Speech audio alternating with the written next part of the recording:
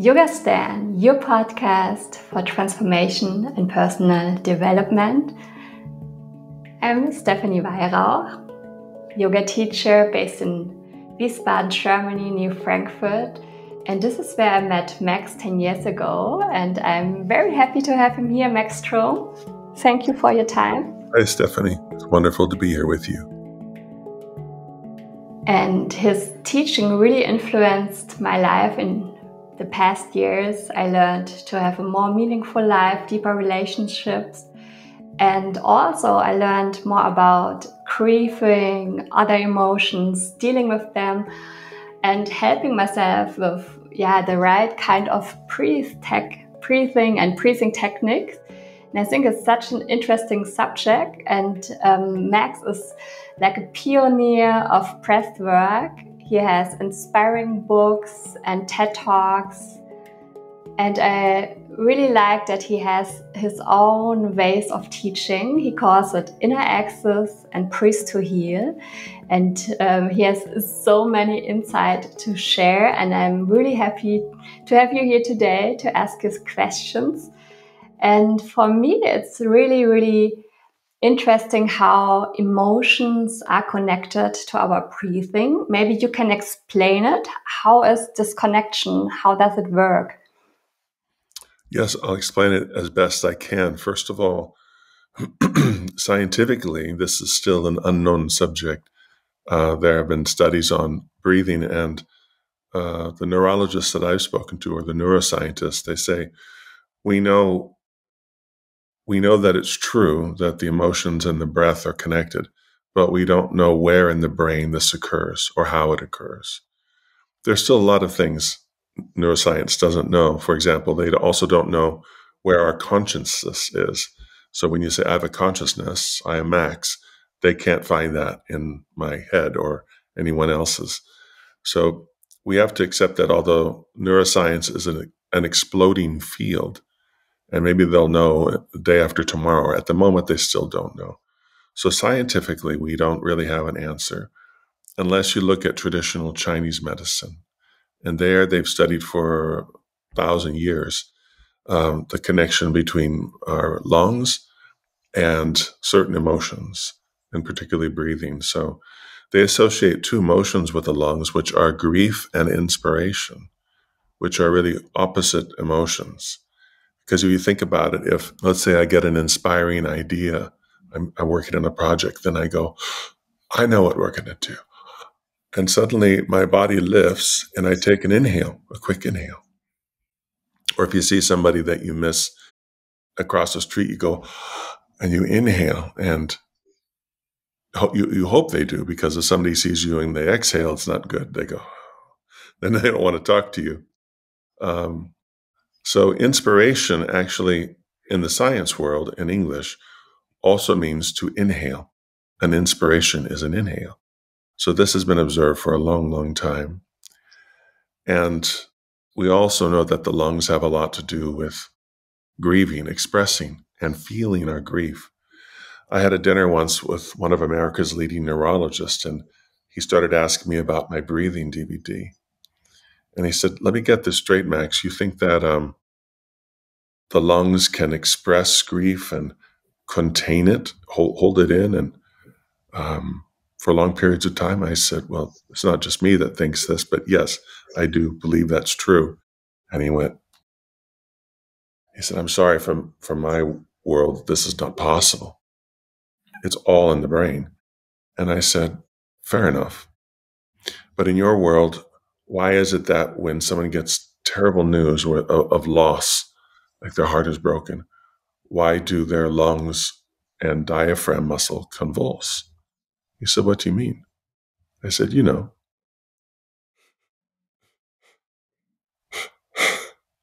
We all know that sound. We've heard it in the room next door to our room and gone to see what's wrong with our loved one. And that's our lungs and our diaphragm muscle, which is below the lungs, suddenly not functioning correctly, making that sound. We all know what it is. We've all done it. We just haven't really understood why. But regardless of why, we know it's true. And so our lungs express our grief and can hold on to it for a long period of time. I'll just finish with your question with this interesting detail. I'll bet you know somebody where maybe they've been married for 30 or 40 years, and then one of them passes away, and then the other one gets pneumonia, the infection of the lungs. And sometimes they pass away as well within just a few months or a year of their spouse passing away. The lungs become compromised from the deep grieving, and then they're susceptible to infection. So what is also true, if we use breathing exercises, we can release whatever grief we've stored up over time. And we can also release tension and stress so we can feel better right away. Yeah, from my own experience, my lungs, I really had this feeling when a really beloved person in my family died, and my breathing was really shallow. I couldn't breathe deep. I remember that, and my yoga teacher at the time told me, Stefanie, look, you cannot breathe deep. Watch your breathing, and so you can tell and see the breathing patterns connected to the state of grief you are in. Is that right? That's exactly right. So I've taught yoga for 3 decades at this point. And let's say that there's someone who comes to class every day and practices with me. And they have a lot of energy and they're very strong. But then one day they come in and they say, I'll use a man as an example. My wife asked me for a divorce last night. And I'm only here because I know it'll make me feel a little better to breathe. And suddenly they have no strength. They go through class and they have to rest all the time. And they later tell me after class that it actually burns their lungs when they inhale. They feel this burning sensation. And they can only, like you said, take small breaths. So the energy is gone and the lungs are compromised by this grief. And yes, it very much affects our breathing. Mm-hmm.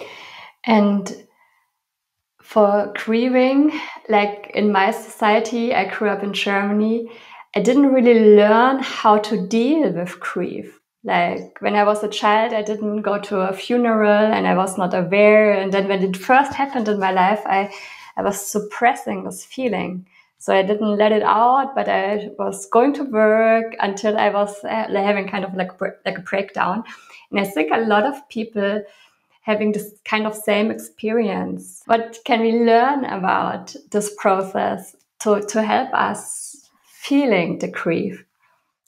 Well, most of us learned to suppress our grief, to not cry, to be ashamed of it, and to consider it a weakness. We've learned this, some of us from our parents, but we certainly learned it at the schoolyard when we were children, because if we cried, we'd be called names and laughed at. So we're like, okay, you can't do that. And even maybe when you were a teenager, you got the same message that you watched somebody cry and the kids were cruel to them. So this becomes a teaching that you absorb without thinking about it. And from that point on, you stop expressing it. The problem is that grieving is not a weakness. It's actually nature's way of having us human beings, process our grief. And the first time we cried, if you think about it, is when you were born. So it's the first thing that we did. So crying was not taught to us. We were born with the knowledge, with the function, and we did it right away. And a little child who can't speak yet communicates, it needs something through crying, and has different types of cries also. If it's hungry or lonely or in pain, it cries differently. It's kind of like an alarm system. So if a baby cries, someone knows I should go to the baby and see what they need. And that's why when a baby cries for a long time, it annoys us, even if it's the neighbor's baby down the hall, because our instincts say something's wrong, someone should go take care of that baby. But when a 50-year-old man, 50, year-old man cries, we say, he's crying, maybe we should leave him alone. We do the opposite. But it's the same alarm system that's saying to the tribe from, 250,000 years ago, I'm in pain, physical pain or emotional pain. And it's meant to draw the tribe to you and not away. And I don't want your viewers to think that I think people should be crying all the time or cry during emergencies or cry at work, just cry, cry, cry. Of course, I don't think that. In fact, I think it's useful to know how to endure pain without interruption. Sometimes we have to do that in very difficult situations. If there's a doctor doing surgery on me, I don't want that doctor to start crying. I want them to hold it together. And that's admirable behavior. But after, when the emergency is over, whatever it is, then I think we should allow ourselves to cry so that we can process what happened emotionally in our body. And if we don't, we pay a big price. And one of the ways, if we keep pushing our grief down, one of the ways it manifests is as anxiety and its symptoms like panic attacks. And in our teacher training, where I took part in the Priest to Heal, I was doing it with you, and you told so many really inspiring stories. And you explained also that, we kind of, if you store it, the feeling, and then it's like ice, more and more ice coming together, and then when we're crying, it's melting the ice. Maybe you can tell it better, but I really liked how you explained it, because it was like, yes, it's coming out, let it out, like have this witnesses by friends or family or by a tribe, then you feel safe and secure to show this emotion and go through it. And then after that, your heart can heal. Is that right, how I explained it? Yes. There's an old saying that it takes a village to raise a child. But I think it also takes a village to heal an adult. And if you think about our tribal ancestors, if you go back 200,000 years, let's say, they say, let's use Europe as an example, that there are a lot of small tribes in Europe, 20 to 50, occasionally 120 people maximum. But generally, they're around 40 or 50 people, about the size of a big yoga class. And they said that the tribes did not interact much with each other. They were afraid of each other. And so that means that in your whole life, you would only know this small group of people from beginning to end. You would know every one of them very well. You would like some, you would dislike some, but you would know everybody intimately. So let's say I'm in this tribe and my father passes away. Well, in modern times, most of my friends wouldn't even know my father. They might come to the funeral, but they may have never met him. But in that tribe, everyone would know him. So it would be a grief event for the whole tribe, not just me. We would all grieve him together. If a woman she has a miscarriage, she loses a pregnancy, everyone would take care of her and grieve with her. If a child or a teenager was killed and the parents are devastated, the whole tribe would be devastated. So it seems to me that until recently, where we have cities, when we used to have villages, small groups of people, that grieving was a tribal event, not a singular event, not just yours. And I pointed out in the saying I use now, today we gather for weddings, but not divorces. We gather for baby showers, but not miscarriages. But in the old times, they did. And most cultures also would have the body visible for days, right there where you would gather, not just at a funeral, but in the house for several days. So we've lost this. And I think we need to get it back where we grieve together as a group. Because if you think about it, I'll create an example for your listeners and viewers. Just remember the last time you had a terrible crisis. Just think for a second. It might have been physical. Maybe you were in the hospital. It might have been emotional.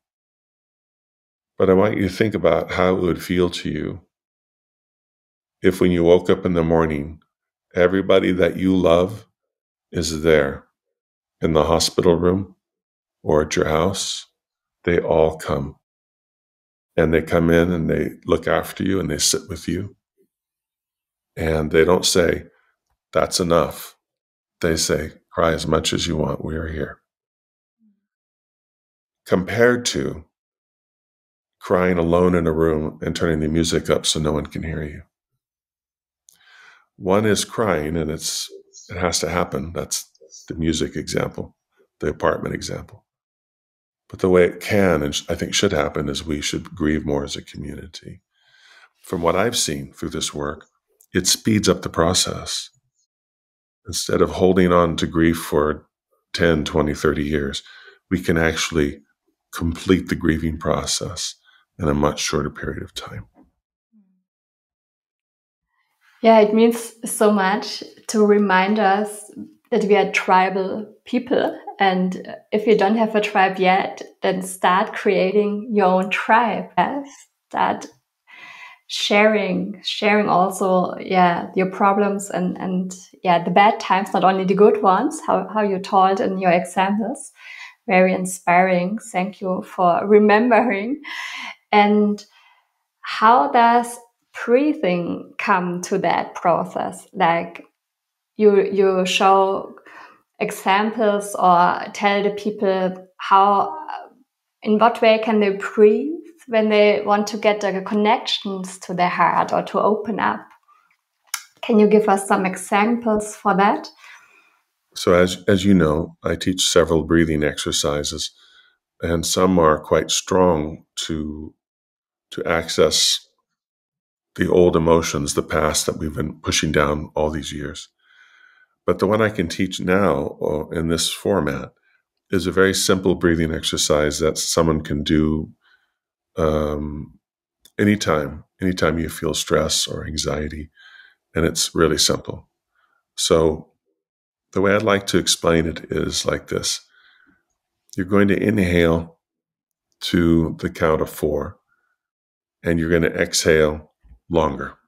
Doesn't matter how many counts, but you want to go longer than you inhale.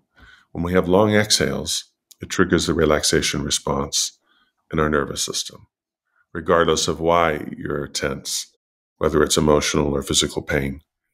The nervous system will respond to long exhales. So a good way to do it is, of course, if you can, from a seated position. So right now I'm not leaning against the back of the chair. My spine is straight because that makes me breathe much deeper. It allows me to breathe much deeper.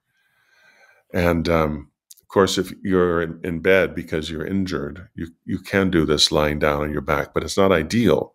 So if you have a choice, do it from a seated position. And now I'm going to breathe through my nose at about this speed, about like so. And I'm going to do it like this. You should be able to hear me. Then I pause.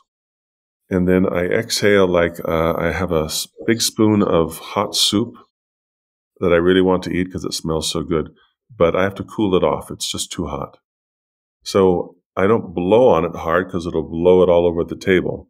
I have to make a thin stream of air to cool the soup. So it would be like this.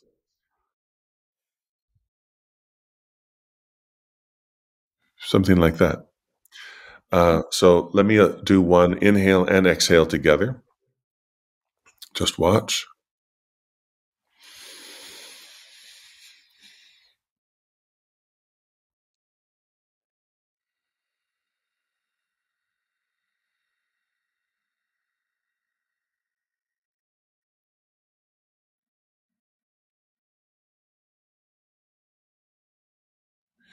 Now, I was only nodding my head so that you could get a grasp on how I was counting. You don't need to do that while you breathe.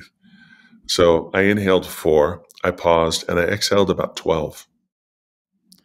But when you're new to this, your exhale won't be so long. Don't expect it to be. And for those of you who are competitive, don't try with all your strength to empty every last molecule out of your lungs, because that will create stress. So you want to empty your lungs, let's say 95%. And that'll be a different number for each person. Let's breathe together. I'm going to set my timer here because it's easy to lose track of time. Now, I'm not going to count because everybody will be going at a different speed depending on their capacity. So it'll confuse you if I count, because I might be going too fast for you or too slow. But we'll do it together, and I'll nod my head to show you my count. And I'll try to breathe loud enough so you can hear me if you want to match my rhythm. Okay, Stefanie? All right. I breathe long. So to prepare, just exhale. Now through the nose, inhale 4.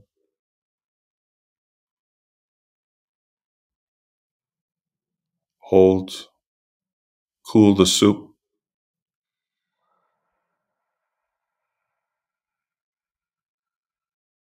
And as soon as you run out of air, 95%, you continue.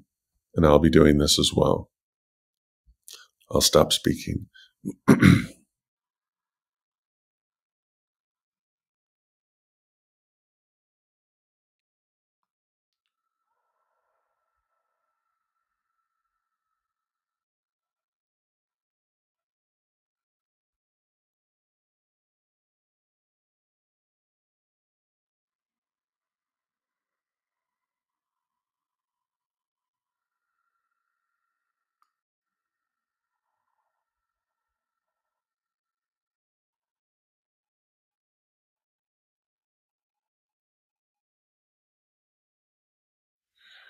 And stop. Deep breath in. Sigh it out. Once more. Relax your throat. And now, everyone sit with the eyes closed a moment and just notice how you feel. You can breathe any way you want now.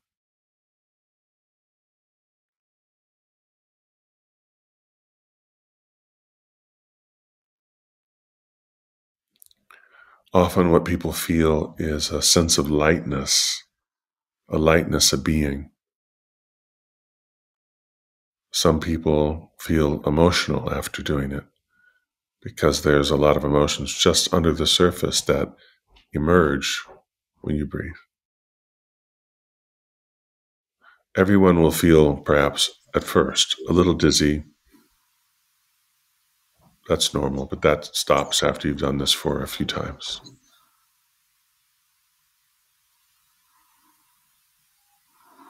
Okay. When you're ready, you can open your eyes.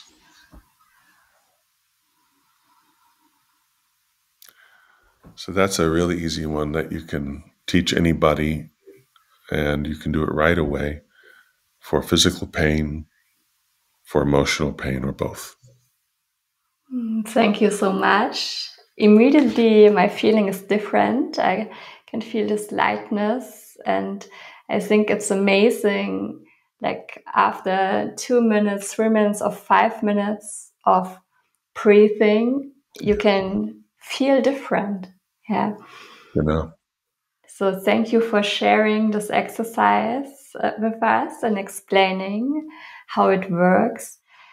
And when someone says, oh, I'm very interested to learn more about breathing and I want to work with you, what ways are there to connect with you? If they want to work with me personally, then I have a website, maxstrom.com, and on there you can find more information than you need about me in terms of what cities that I teach in, because I travel to teach in many cities like Wiesbaden, like your center, and all over Deutschland, Potsdam, Hamburg, Munich. I know I'm missing one, but I think there's another one, Nuremberg.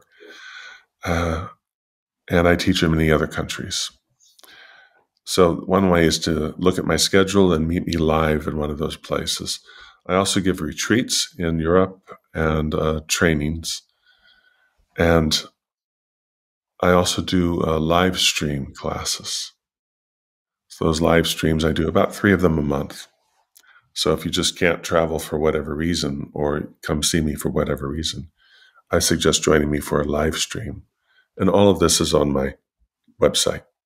Yeah, I put them in the show notes so everyone can connect with you and your wonderful work. And I want to thank you from my heart for letting us in and sharing a little bit of your knowledge and expertise. So happy to share this with my community. And I know I have a lot of German speaking listeners, like I'm German and you probably hear it in my English with my accent, but I'm going to translate a lot of that, what we talked about and the main exercises. And I put it on my website on the Yoga Stand yoga blog.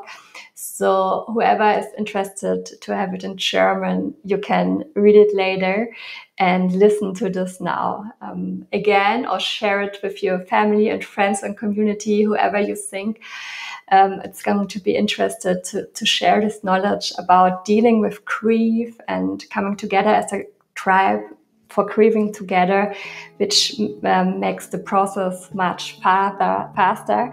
And I thank you so much for sharing everything. You're very welcome. I look forward to seeing you again in person. Yeah, see you soon in Wiesbaden or in Germany. And have a wonderful day, wonderful work. Thank you very much. Danke, auf Wiedersehen.